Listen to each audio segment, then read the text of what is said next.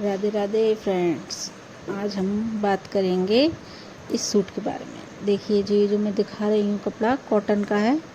ये एक 12 साल की बच्ची के लिए आया है। बच्ची का बनाना है मुझको, बहुत एक्साइटेड है इसको लेकर। तो देखिए आप ये किस तरीके से मैं इसको कटिंग करती हूँ और तैयार करती हूँ। और जो हमारा मेन मोटिव है बात करने का वो है कस्टमर कितने प्रकार के होते हैं। अब मैं दोस्तों आपको क्या बताऊं, लेकिन मुझे बताना भी पड़ेगा क्योंकि कस्टमर कई प्रकार के होते हैं।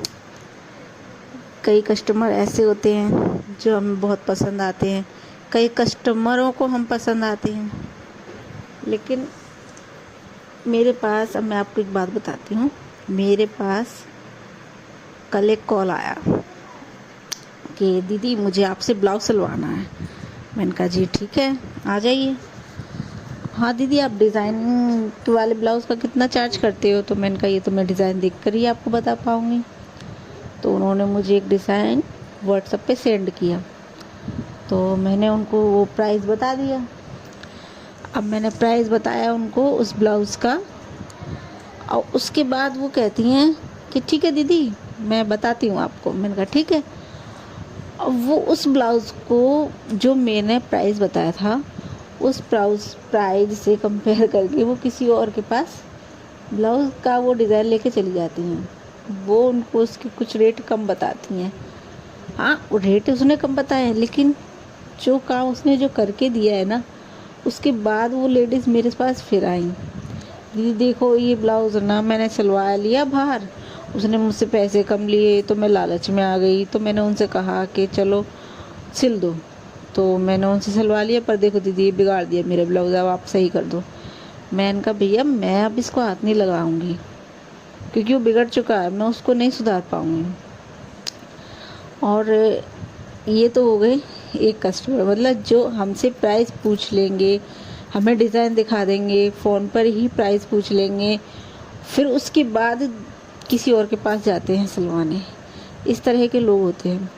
और कुछ इस तरीके के होते हैं, सीधा मेरे पास आएंगे, दीदी हमको ये ब्लाउज सिलवाना है, आप ये डिज़ाइन कर दो। मैं उनको प्राइस बता देती हूँ। हाँ दीदी आप बहुत ले रहे हो। भैया अब ले रहे हैं, मेहनत कर रहे हैं तो लेंगे ही, अब ले रहे हैं। तो उनसे ये होता है अपन का अपना, अगर वो थोड़ा बहुत 10-20 कम भी करते हैं तो हम लोग कर लेते हैं। क्यों? क्योंकि ऐसा लगता है कि वो कस्टमर मतलब इतनी दूर से आया है चल के अपने पास, पहली बार सिलवा रहा है, तो चलो ठीक है कोई बात नहीं है। उसको ऐसा लगता है काम अच्छे से अच्छा करके दो। इस तरीके के कस्टमर आते हैं। कुछ इस तरीके के कस्टमर भी आते हैं और उनको काम हम अच्छा करके देते हैं, उसके बावजूद कहेंगे इसमें ये कमी है, इसका गला थोड़ा सा ऐसा है, इसकी फिटिंग थोड़ी सी लूज़ है, इसका ये है, इसका वो है। भैया ऐसे कस्टमर को तो मैं झेल ही नहीं पाती। मैं उनको, जो भी मेरे पास कस्टमर आता है, मैं उसको अपने पास ही, जो भी मैं ब्लाउज़ वगैरह अदरवाइज़ कुछ भी मैं सिलती हूँ, मैं उसको कहती हूँ भैया यहाँ पर पहन के देख के जाओ। आप यहाँ पर पहन के देखेंगे मेरे सामने, फिर मुझको बताओ क्या कमी है। क्योंकि कई कस्टमर होते हैं, भाई मेरा ब्लाउज सिल गया दे दो, घर तक ले गए।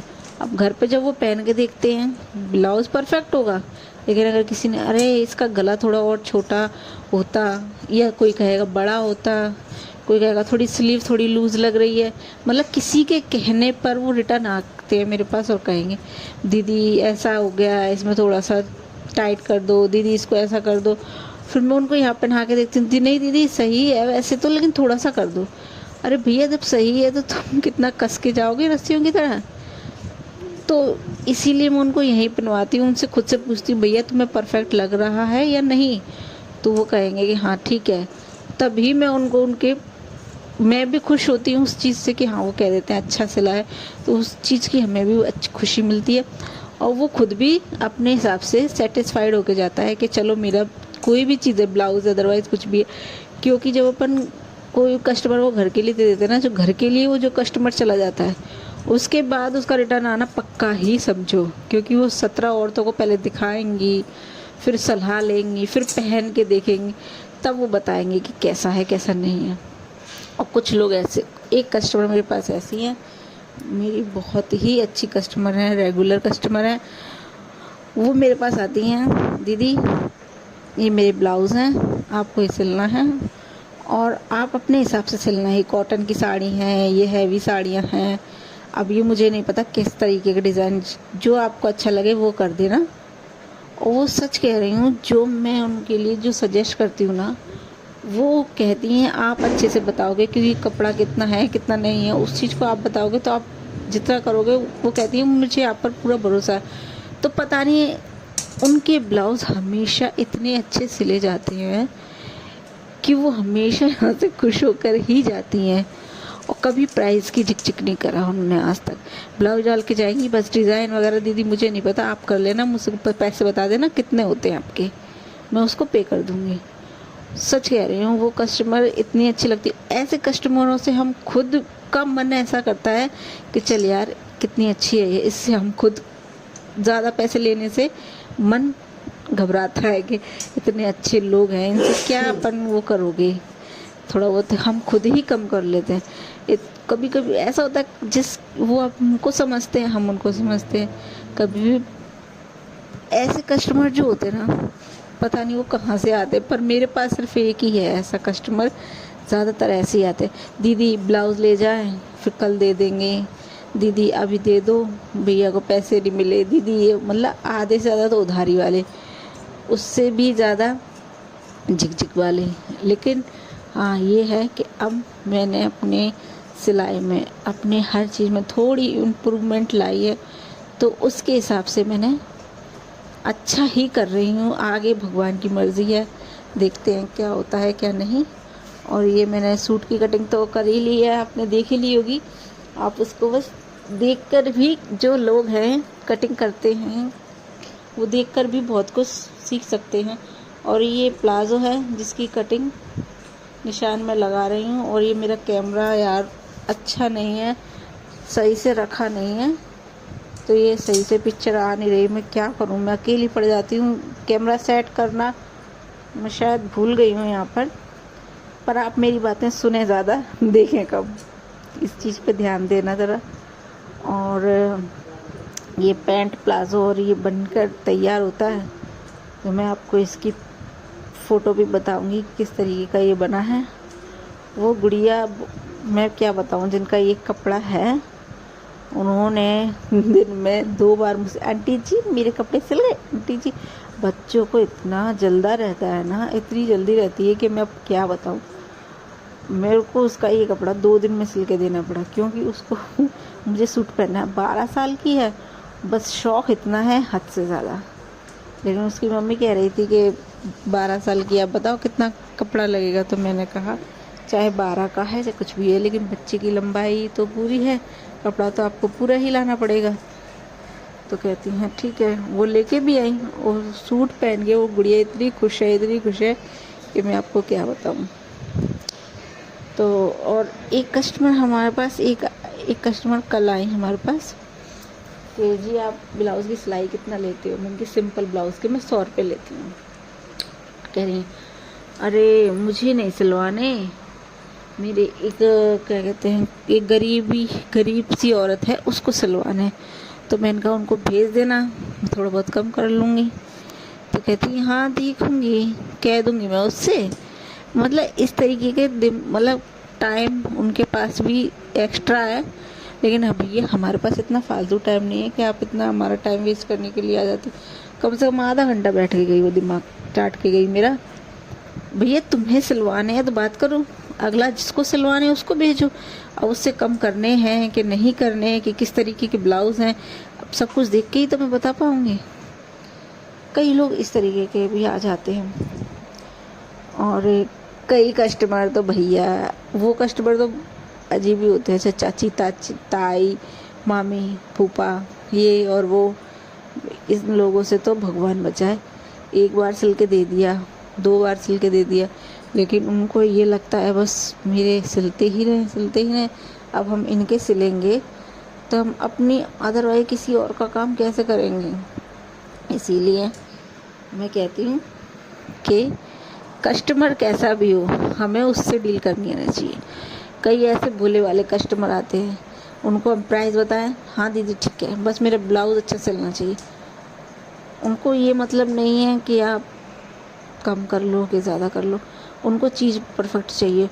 और हाँ, एक तो मैं बताना ही भूल गई, एक हमारे हैं कस्टमर ऐसे, कस्टमर क्या वो खुद भी सिलाई करती हैं, तो उनका कहना क्या है कि हम पैसे ज़्यादा नहीं लेते।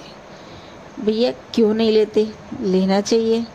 नहीं, हम पैसे इसलिए ज़्यादा नहीं लेते, हमें कौन सिलाई करना है, मतलब हमें सिलाई थोड़ी ना करनी है, तो क्या करनी है, तुम क्यों सिल रही हो फिर, मतलब हम 100 ले रहे हैं तो वो 70 में ही 80 में ही सिल के देंगी, क्योंकि वो सोचती है इससे हमारे पास सिलाई ज़्यादा आई।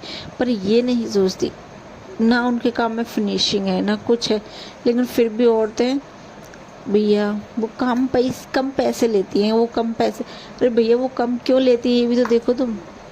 ना वो कपड़े पे प्रेस करती हैं, बस उनको कपड़ा काटना है और सिलना है, ना फिनिशिंग, ना कोई काम में फिनिशिंग नहीं है। मैं उनके ब्लाउज़ कभी आपको दिखाऊंगी, बिल्कुल भी उनके काम में फिनिशिंग नहीं है, तो वो पैसे तो कम लेंगी ही। और यहाँ हम सबसे पहले कपड़े अस्तर को प्रेस करेंगे, फिर उसके जो कपड़ा है मेन कपड़ा है उसको प्रेस करके फिर उसकी कटिंग करेंगे, कटिंग करके हम बुकरम लगाते हैं, धागा लगाते हैं और फ्रीजिंग पट्टी लगाते हैं, और फिर हम और भी बहुत से सामान हैं ऐसे जो हम लगाते हैं, और वो लोग नहीं करते ये चीज़ें, तो वो पैसे वो तो कम ले ही लेंगे। भैया मैं कम नहीं कर सकती, मैं प्रेस भी कर रही हूँ, मशीन भी चला रही हूँ, ये भी कर रही हूँ, फिर मुझे कुछ ही नहीं फ़ायदा मिल रहा उस चीज़ का, तो उसका कोई मतलब बनता नहीं है। इसीलिए मैं चाहती हूँ कि आप लोग भी हर तरह के कस्टमरों से डील करना सीखिए। कई तरह के कस्टमर हैं दुनिया में, कहते ना 5 उंगली एक सी नहीं होती, कोई अच्छा भी आएगा, कोई बुरा भी आएगा, कोई बहुत बुरा भी आएगा, कोई ऐसा भी आएगा जो आपको आपसे भी अच्छा होगा जो आप करते हो। जैसे मैं हूँ, मेरे से ऊपर लेवल के भी लोग हैं जो बहुत अच्छी फिनिशिंग मैं भी देती हूँ, लेकिन वो उस लेवल की देते हैं कि उस लेवल के बारे में तो मैं अभी बात ही नहीं कर सकती। तो आप ये सोचिए कि वो उस तरह के कस्टमर होते हैं जो उनको उस लेवल की फिनिशिंग चाहिए, तो उस लेवल के वो पैसे भी पे करते हैं। तो हर तरह का कस्टमर हमको डील करना आना चाहिए। सबसे पहले क्या रहती है जो हम स्टिचिंग करते हैं कि भैया हम अपने चेहरे पे हमेशा स्माइल बना के रखें, हर एक कस्टमर से हंस के बात करें, क्योंकि कस्टमर हमारा भगवान है, वो नहीं है तो हम भी नहीं हैं, ये सोच के आपको चलना है।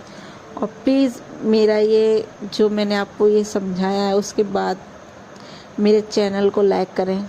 आप